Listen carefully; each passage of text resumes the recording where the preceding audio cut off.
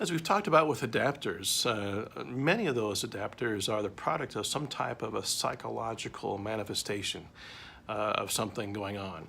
Not only do we have a physiological or a physical manifestation as far as the physical cues of escalation are concerned, but psychologically the brain starts going through and doing things like the dump of adrenaline that makes the face itch, that starts off as an adapter and then turns into something that's more significant in terms of that being a cue. Well, there are other indications as well that I wanted to get into in talking about psychological manifestations, what I call the D's of psychological manifestation, because we learn things through alliteration. They all begin with the letter D. The first one is this concept of diminishing. And when we're talking with the subject, again, you parents have noticed this, I'm sure, with your kids, or adolescents especially, but when we're in the room across the table, it's fascinating to go through and see what's going on, where physically the subject will go through and diminish themselves. They'll pull themselves back, they'll bring the shoulders in or forward, the arms close, the legs will be crossed off, and they become smaller. And the brain's going through and not consciously thinking about this kind of stuff, but it's saying, if I make myself smaller, I'm a smaller target, there's not as much to look at, and so there's not as much to notice about my behavior that might be going through and manifesting itself out there.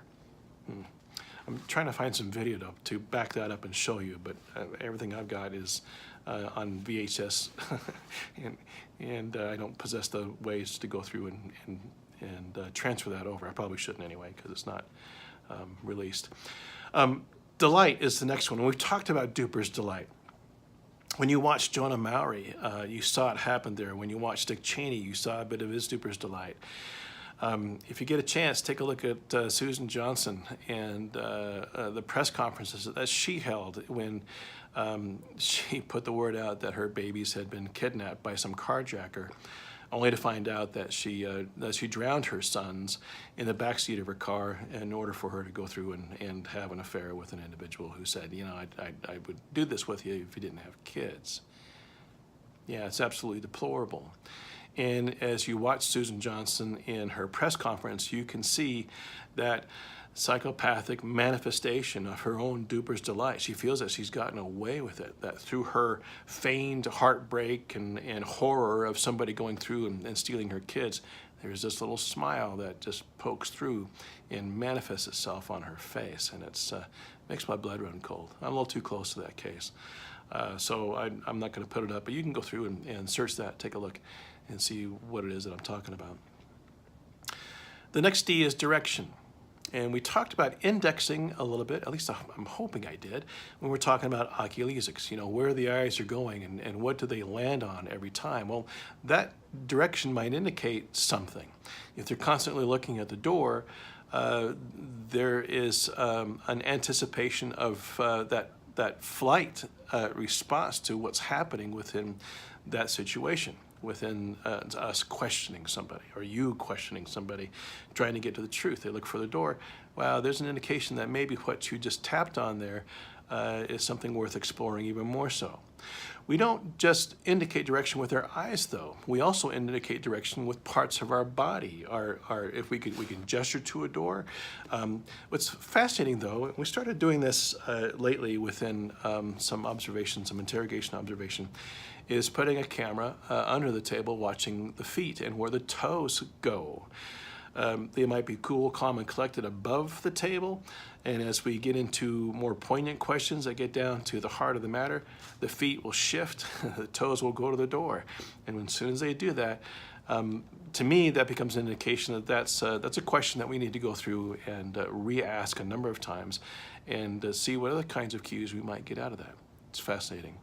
The body has a mind of its own. And as the brain goes through and struggles and trying to go through and come up with a deceiving story, the body's like, I'm out of here, right? Disconnection is the next D, and this is one that most of us are pretty savvy to, even though we might not put a name on it, we've seen it. And that disconnection happens between what's happening here in the eyes and what's happening in terms of what the mouth might be saying.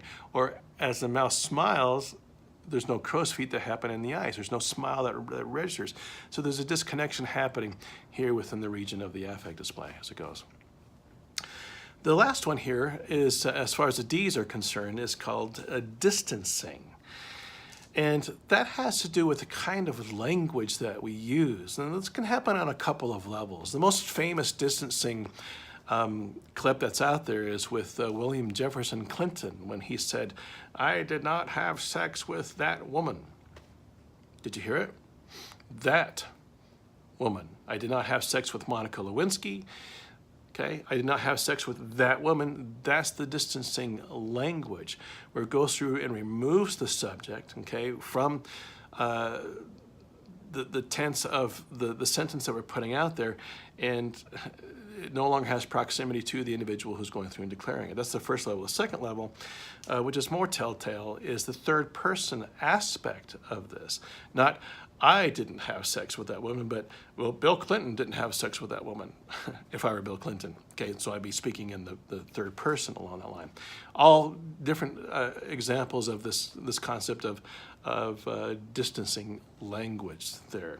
Aside from the D's, though, there are a couple other, language related, but these are psychological manifestations in how we use our language. This has been out there for quite a while. There's a person by the name of Pamela Meyer. In fact, I'll put her clip up for this week's module as well, as she talks about lie detection too. She kind of brought lie detection back along with the series Lie to Me that was based on Paul Ekman's micro-expressions. It was a fascinating series to go through and watch. It's not quite that simple and straightforward, but it was pretty entertaining nonetheless. Anyway, so she talks about this idea of contractions. And I can't remember when this was first brought up. This isn't new to Pamela Meyer. She didn't discover this. It's been around for a long time. But what's been noticed in looking at audio, looking at videotape and listening to audio tape of subjects in depositions, if they do not contract the words that they're using, it's an indication that the brain is in the process of going through and manufacturing the story, of putting it out there, because it's not familiar to them enough for them to go through and use the contraction, like don't, isn't, is not, shouldn't, should not, couldn't, and wouldn't, and so on. The lack of the use of contractions indicates that there's a more formal approach of forming that idea or putting out that sentence in a deposition that might even overemphasize that they're trying to tell the truth by not using a contraction. And again, this isn't something that's done necessarily consciously. It's something that slips by the mouth as the brain, again, is scrambling to go through and try to show that it's not lying. The last way here is what's called semantic aphasia. This, to me, is one of the more fascinating aspects of determining, either through paralinguistics or through a psychological manifestation, how the subject might be going through and manufacturing the truth, as the case might be. Semantic meaning, right? And aphasia meaning it's fallen apart. And what happens is the brain just,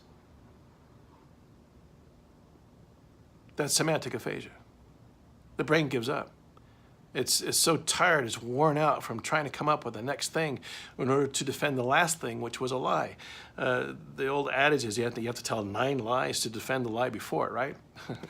I don't know if there's any research done on that, but you get the idea. Semantic aphasia is where the brain just goes, done, I'm done. I'm just not gonna, I can't play this game anymore. Sometimes the conscience kicks in. This happens more in women. Sorry, guys, I keep slamming you that way, but it's true. It happens more in women, semantic aphasia does, than it does in men. It happens faster in females than it does in males there. All right, so psychological manifestations, we have all of the D's. Let me go through and diminishing, delight, direction, disconnection, and distancing, and then the idea of not using contractions, and this concept of semantic aphasia. Probably freaking you all out at this point. You're probably looking at people a little bit differently. I'm hoping you are. I'm hoping you're not suspecting that everybody is a liar. Well, everybody is a liar, but I'm hoping you're not to the point where you're thinking everybody is evil or bad or what the case might be. Especially on a psychological level, this is where your blood runs cold a little bit, especially when you start dealing with a sociopath or a psychopath, which I'll talk about in the next clip.